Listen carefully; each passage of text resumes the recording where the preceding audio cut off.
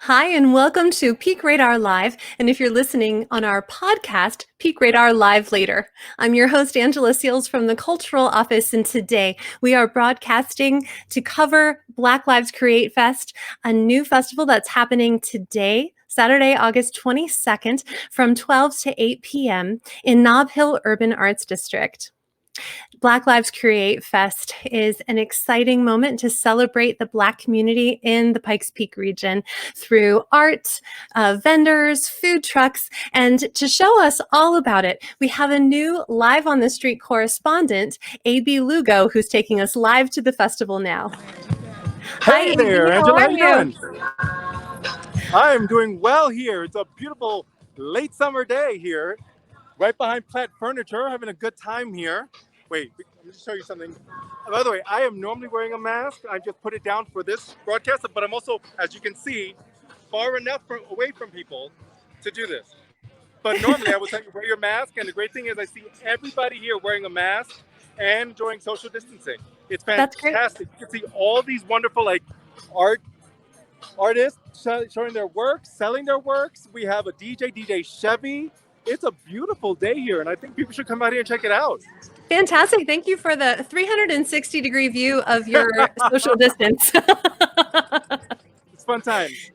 And then I've been running into people I haven't seen in a while. So it's a kind of a nice thing, especially when we've been quarantined for so long, to just run into friends again and Absolutely. Absolutely. So the festival is happening today all around Platt Furniture at the address we have here on our screen, 2331 East Platt Place.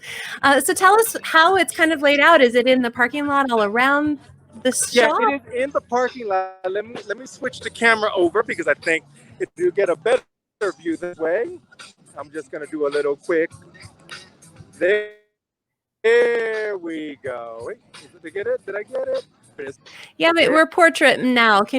There you go. Perfect. Oh, yep.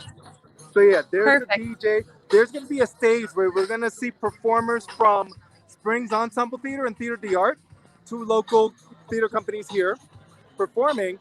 And as you can see, people are spread out. People are checking out the artwork, buying the artwork. And there's some artwork that's been donated, and it'll be going to 3 different charities in the city.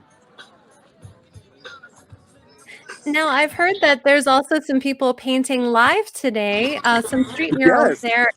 Yeah, have you seen them yet? I have not seen them yet, but I do have somebody here. May I say hello to you?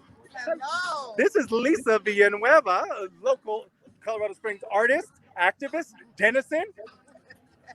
So how are you doing today? I'm doing very well, thank you. Just a little hot. A little bit, but you're in the shade. You got it made in the shade. And so, yeah, so tell me some of the work you have here. So let's start up here. So this is a piece of activist art. It's called Project 2020, Unfinished Business. Yeah. I'm going to move that out the way. Thanks. Cool. So I want to get a good shot of it.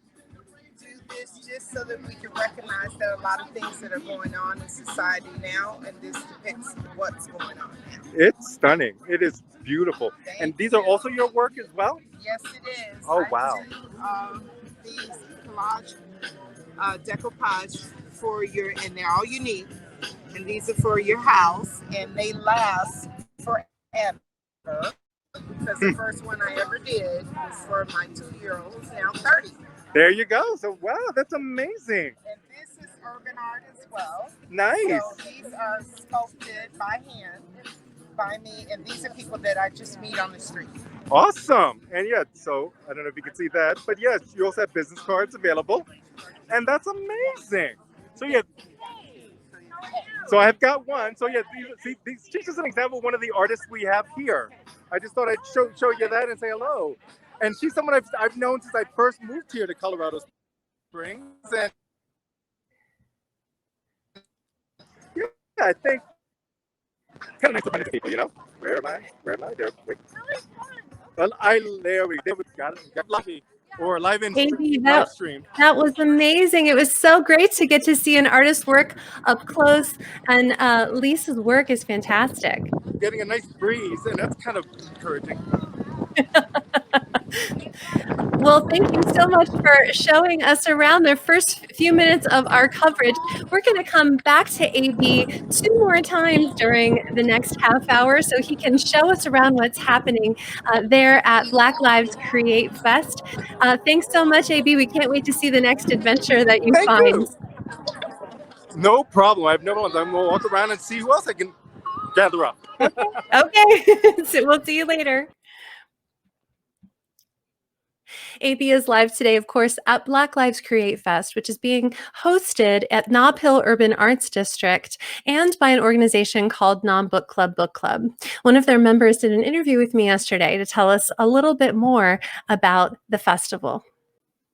We are here now with artist, activist, and organizer of Non-Book Club Book Club, which is one of the hosts of today's Black Lives Create Fest, Jasmine Delavue. Hi, Jasmine. Hi, Angela. So tell people what is happening today. There is so much going on at the fest. Give us an overview of what people can experience.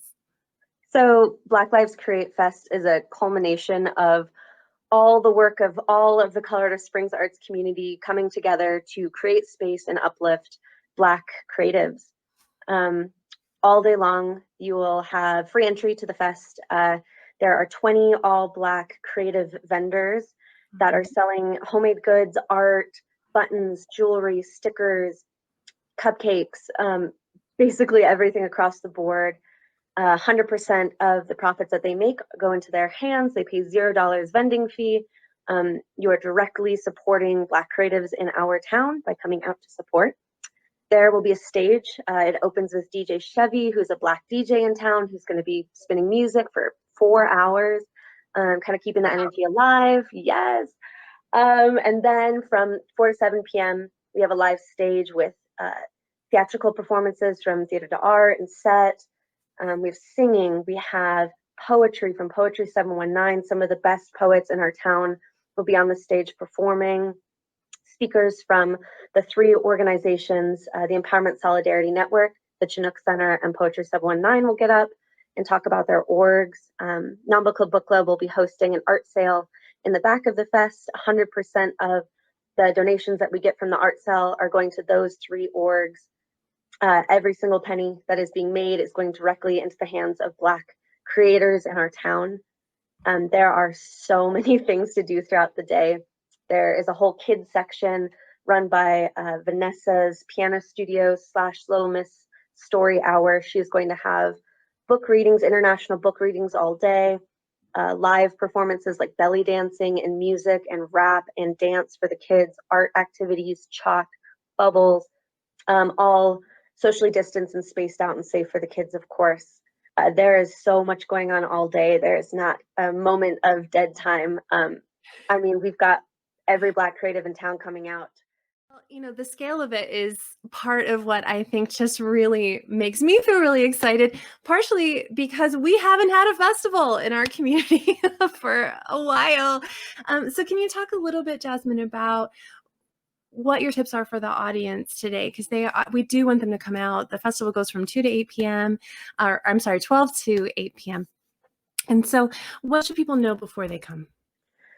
Absolutely. The number one goal of the fest is to keep people safe also. So wear your mask. We have hand sanitizer, gloves, socially distanced seating. I mean, everything's as safe as it can be. Bring cash. This is a put your money where your mouth is moment. We talk a lot about wanting to support Black artists and Black creatives and Black makers. This is the most direct way you can do that. Bring cash, buy from the vendors, buy some art from the art sale, throw in some donation money. A lot of things are cash only day of. There's ATMs on all the 7-Elevens up and down Platte Avenue. Come prepared to spend some money. I mean, that's a direct way of supporting people that doesn't involve messy online donations and all sorts of complicated things. You can directly put cash into the hands of people who are doing the work. So come out, throw some cash, have some fun. There will be food trucks and some free food as well. So you can come hang out all day long. There's free drinks. You know, come out. There's shade. It's going to be hot, but we got shade. We got seating. We got community.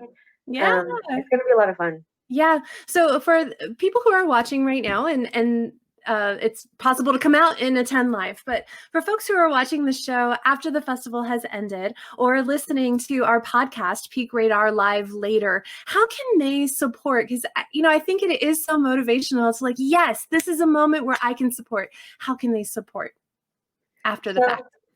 So one thing is make sure you're following the 3 orgs that we kind of put this on for: the Chinook Center, Empowerment Solidarity Network, and Poetry 719. These are 3 groups that are doing incredible work for our community and doing the work that a lot of people don't want to do and can't do. They are incredible people to come out and meet them. But if you can't, look on their Facebooks, their Instagram, social media, websites, support, put your money into their hands, show up to their events, push the things that they're pushing. They do a lot of things with petitions and organizations and activist work. They're doing incredible work. Make sure you're going out and supporting them. I think we actively and honestly need to constantly be doing the work of holding the door for each other. And this is one way we can do that. I know the Chinook Center just started their brick and mortar, so go out and see their space. They need a lot of stuff to get started, obviously. So check in with them, see what you can do. Be involved. This is your community. You have a say in how it runs and what it looks like and the kind of people that we highlight and give money to and give space to. You actively have a job in that, every single one of us. So you make a choice. Thank you so much, Jasmine, for everything you're doing. And we'll look for you at the fest today. Cool. Thanks, Angela. Great. Bye-bye. One of the inspiring nonprofits that Jasmine talked about there in that interview was Poetry 719. And I had an opportunity to talk with one of their founders, Ashley Cornelius, in July, and she performed an incredible poem for Peak Radar Live. I wanted to share that highlight moment with you guys now. So tell us a little bit about how you started Poetry 719. I know you co-founded it with Christopher Beasley, who is also a poet and a great performer. What was it that you guys were wanting to accomplish when you began? Yeah, I think he was very big into the poetry scene, and we saw a lot of people telling our stories, sharing what it was like, trying to expound on racism. And we were like, we should share those stories. We really wanted to create a place where people could understand us. We could start to share who we are and our narratives, and we wanted people to feel inclusive. I know it can be very easy to feel alone in this city, but once you find the right communities, and I so deeply believe the art community is one of the most connected and beautiful and powerful places. So we really wanted to increase that with inclusivity and diversity. Yeah, and you really have. And I can say, as someone who has participated in Poetry 719 programs live and also virtually, your open mics and different programs you've been doing on your Facebook page, that you really create an amazing space. And I think that that is part of the magnetic energy around the organization. Even people who are not sharing poetry feel all those people who are supporting each other and the power of hearing perspectives and voices and really passionate perspectives that we don't always get a chance to hear, that don't have a dedicated space. So I think you guys have done amazing work at that. Thank you. And I'd love to hear you perform. Yes, thank you so much. Yeah, I'm going to perform a piece called Defy Silence. Okay. Thank you. Yeah. People have often called us Black folks loud, boisterous and thundering, our laugh cackling cackles and exuberant exaltings deemed uncouth in certain spaces.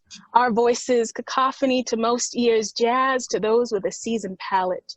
We turn up to turbulent bass levels, we bump Tupac, we blast Tony Braxton, we crank up Billie Holiday, we provide front row concerts for the entire neighborhood.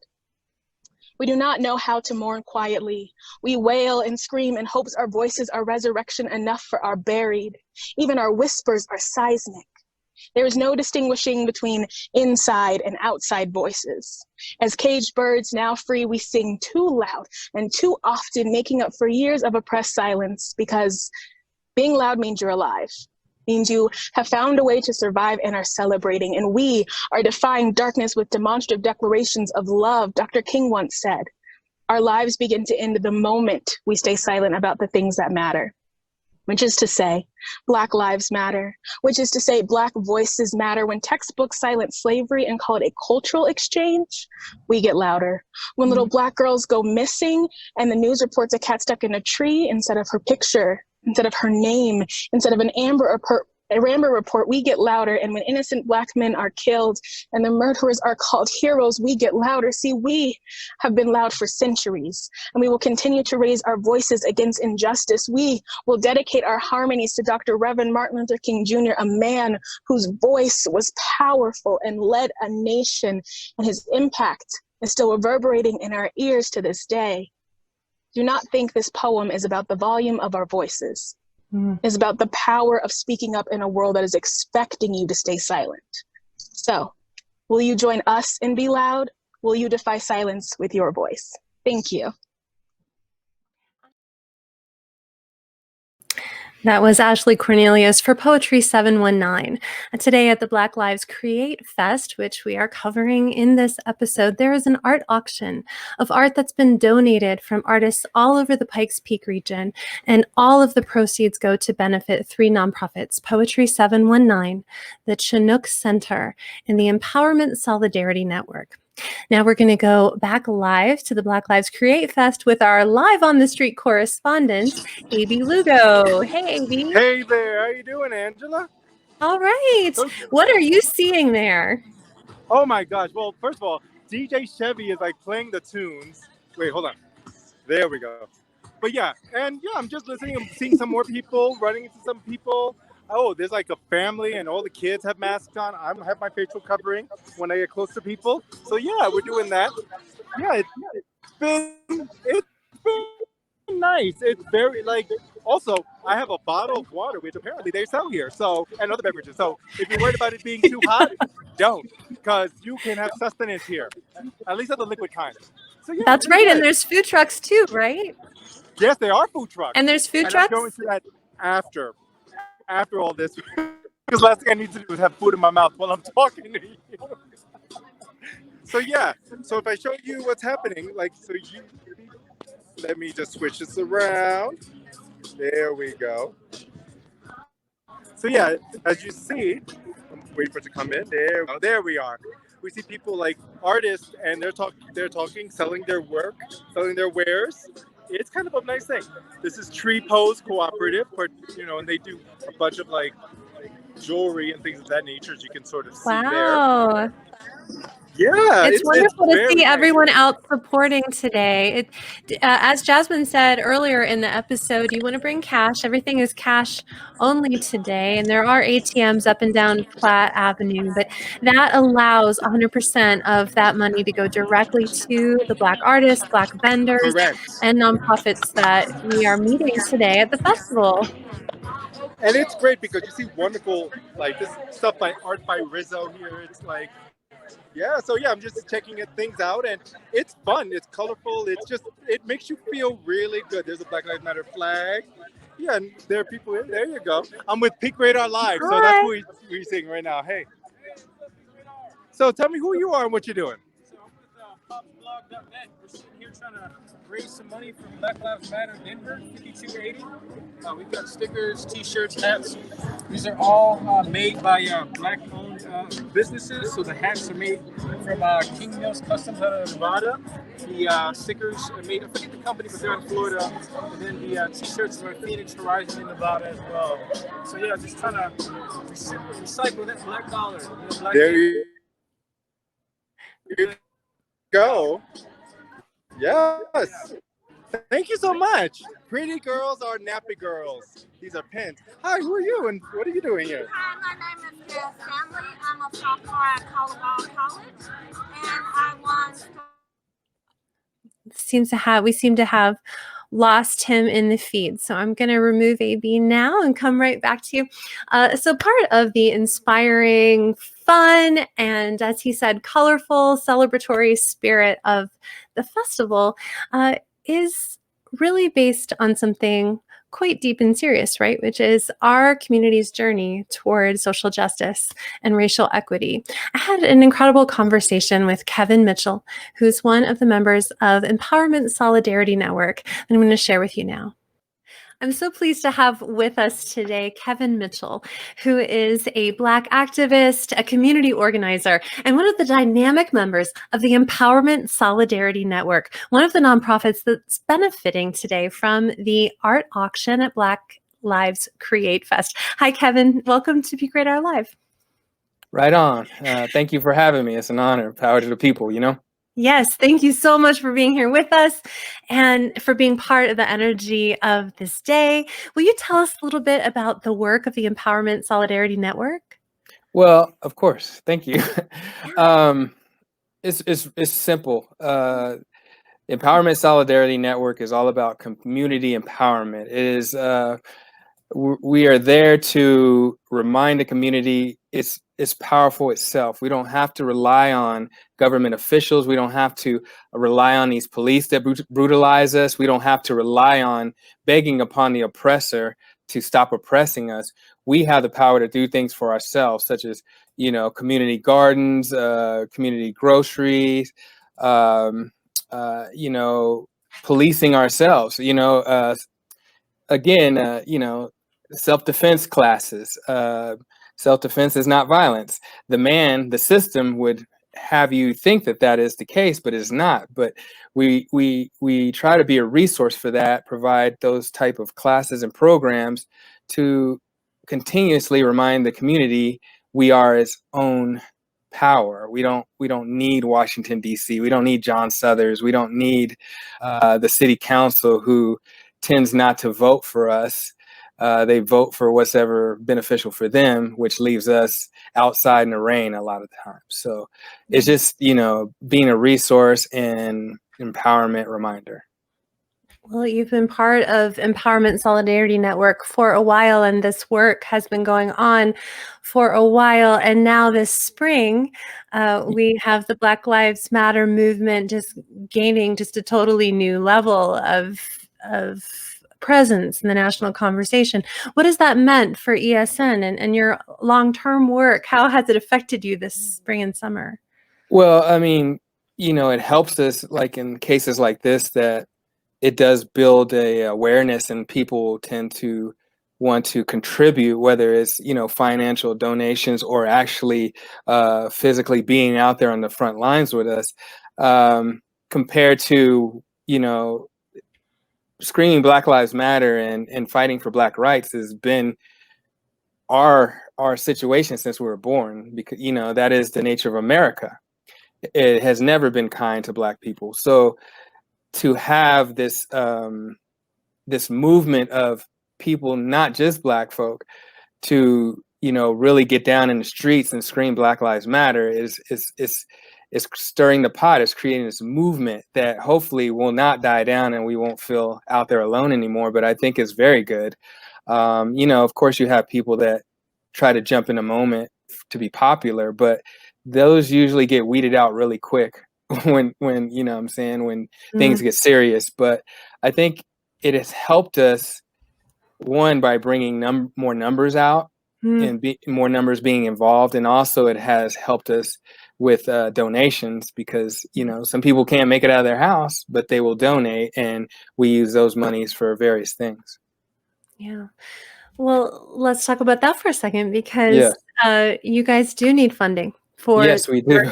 do in this community, and that's something that people can participate in today. So by attending Black Lives Create Fest today and participating in the art auction, the proceeds from that auction directly benefit 3 nonprofits, and Empowerment Solidarity Network is one of them. So if you're inspired by what you're hearing Kevin Mitchell talk about, I hope that you'll turn out today for the fest and support the art auction.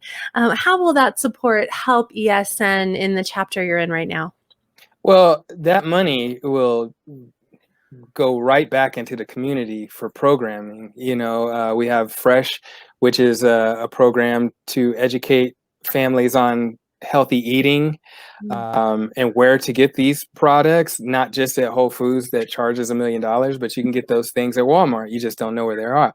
Yeah. Community gardening, again, self-defense classes, and just, you know, educational programs. But all the money we ever get always goes back to the community, because it's their money. You know, it's not I know in this day and age we have some nonprofits that, dole it out for whatever they see fit that may not benefit the community, but everything we do is for the community. So, Kevin, in addition to all of the amazing things that we said that you are when we introduced you, you are also a poet. And Yes. I wanted to ask you, especially as someone who's been part of the social justice work and equity work in Colorado Springs, what role do you see the arts community playing and events like Black Lives Create Fest playing in our journey as a community for social justice? Well, Nina Simone said it best that it's an artist's responsibility to reflect its times.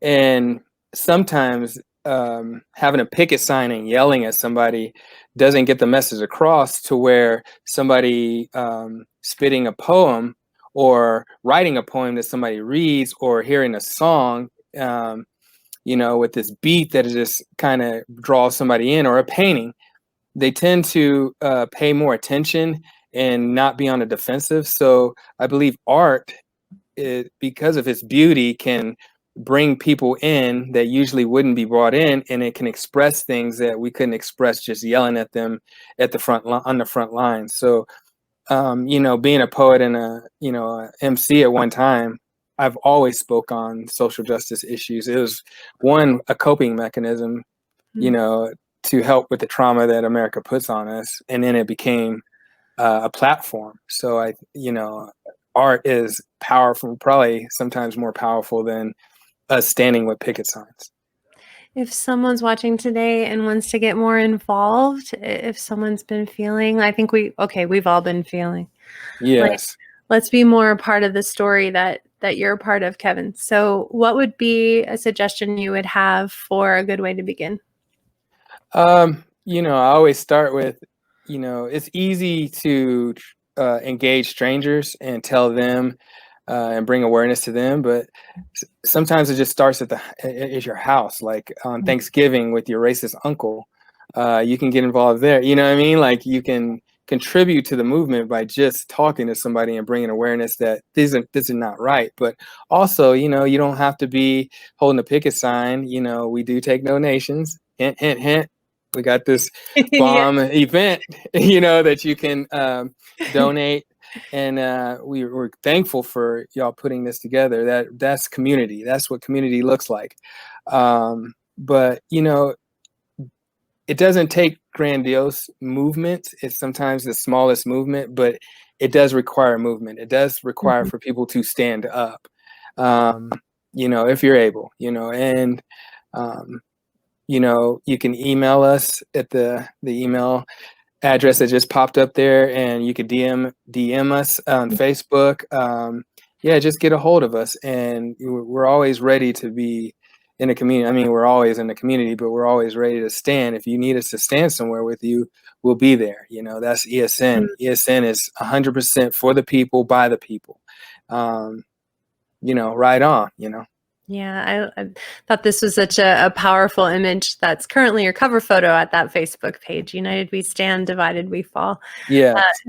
Kevin, thank you so much for the work that you do and for the spirit in which you do it. Thank you. I appreciate this. Yeah, and for sharing with us today on Peak Radar Live. And we are live back again now with A.B. Lugo, who's going to show us, he's back with us now to take us back live on the street to Black Lives Create Fest. Hey, A.B. We are back. It's slightly overcast, which makes it a lot more enjoyable here. So it's kind of a good thing here. I'm here. I'm looking at some beautiful artwork. Give me 1 second. I'm gonna switch it over so that you can see it. Thank you for showing us around the artists and the vendors that are there. It's so fun to kind of zoom in on the different tents and see all the amazing things that are there out on the tables. What a beautiful photograph. This work here is work by Rachel Cooby. Wait, let me do it so that you can not see my reflection. There we go. And then Rachel Cooby is with Rail Light Photography. Here she is. Hello. So tell me about Rail Light. Rail Light is a documentary photographer, and I am inspired by Gordon Parks. I believe my camera is my weapon, and I summer I documented the protests across America, and I'm working on an exhibit with that. Oh, that's awesome. So wait, what places have you gone? I went to St. Louis, Louisville, Kentucky, Washington, D.C. I was at the protests when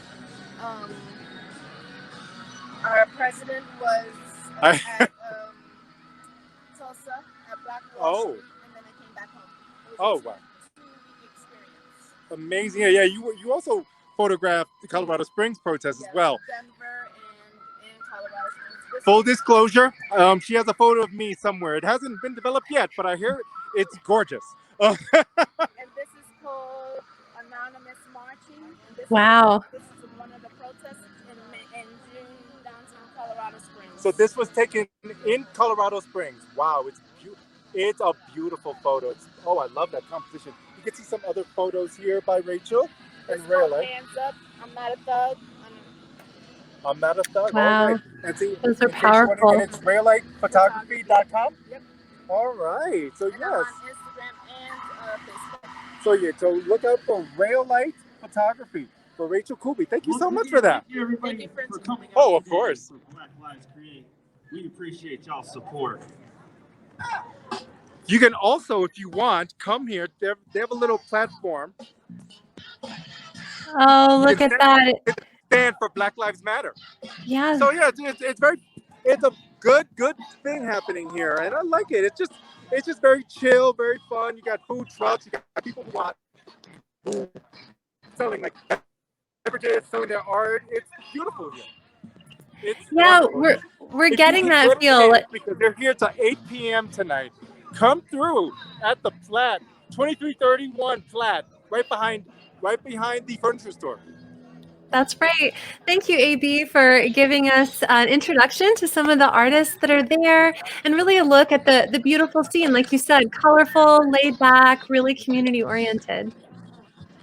No, it's my pleasure. And yes, and I love being here with Peak Radar Live. It's just so much fun. I mean, look, there are people chilling. This is the children's corner. So if you have children and you want to, will you take us over there? You can bring them. Yeah, you can bring them over. Look, there are people reading stories. There's going to be special events. There's the kids area, Oh, look at that. So if you have no real excuse, if you try to say, I have kids, you can bring the kids, bring them here. And then, you can also check out the work. And the great thing is you're not too far away from the children. It's fantastic here. Yeah, Jasmine talked about the fact that they were going to have storytellers, dancers, poets in that children's tent. And I thought, I'm going to go to the children's tent. Yeah, it's fantastic. Look, it's right here. That's Little Miss Story Hour. Little Miss right there is doing the story. Oh, fantastic. Well, thank you again for showing us around and being our live on the street correspondent today. My pleasure. My pleasure. Anytime. Thank you, Angela. See you soon. All right. Bye-bye. Have fun. Bye. Thank you. Oh, I plan on it. I think you already are. Yes, I am. Well, as AB was showing us that photography, it reminded me of in the interview we had just listened to, Kevin talked about how the arts can come alongside direct action and really move people in ways that maybe marching or holding the picket line, which honestly has a really important role in social change, but that the arts can come up alongside and add this different meaning and this different human element. And I think Raylight's photography is a great example of that work, don't you think? And that came right after that interview. So wonderful. Well, congratulations to everyone who is part today of Black Lives Create Fest. How wonderful to see our community celebrating our Black community, our Black artists, or Black vendors. If you can get out before 8 p.m. tonight, I encourage you to do so. And if you're listening or watching later, I encourage you to check out the 3 nonprofits that are benefiting from today's festival. The Chinook Center, here I'll remind you of their URLs, Chinook Center at chinookcenter.org, the Empowerment Solidarity Network on Facebook, and Poetry 719 at poetry719.com. As always, you can find all of the event details about Black Lives Create Fest and everything else that's going on in the community at peakradar.com. Thank you so much for watching today. Thank you to everyone who's involved with Black Lives Create Fest. Thanks to AB Lugo for taking us out into the festival and giving us a sense of the spirit there. And thank you for watching and listening on our podcast. Have a great afternoon.